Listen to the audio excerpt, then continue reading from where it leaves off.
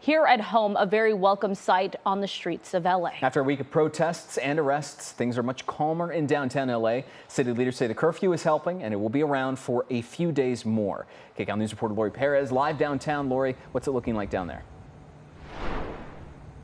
You're absolutely right. It does appear that the curfew is working. If you take a look behind me on the steps of City Hall, where we have seen big crowds for more than a week, it is empty tonight. The mayor says the curfew will remain in place for the time being. She has said she anticipates as long as the raids continue, the protests will continue.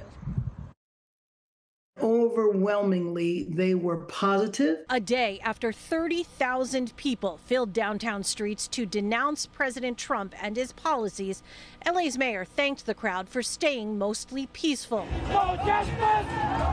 But there were clashes 4 hours after the No Kings demonstration ended. The mayor says LAPD arrested 5 people and issued 33 citations after a small group ignored a dispersal order, allegedly throwing rocks and bottles at police.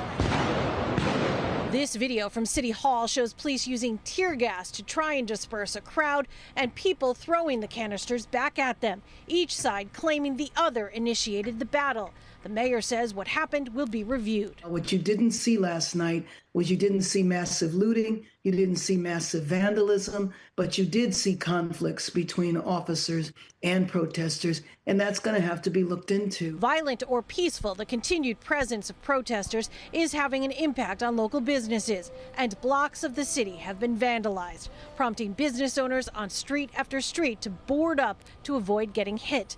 All of it an image that has customers staying away, afraid of getting caught in the unrest. Well, the last few days been like hell, and it turned out to be like a ghost city right here, Johnny Tang says usually he pulls in $500 to $600 a day selling these colorful pins in Little Tokyo. The last few days, he says he's made about 60. He supports the protesters speaking out, but says the community is paying a price. All the businesses are all open, but there's no people, so what's the use of that?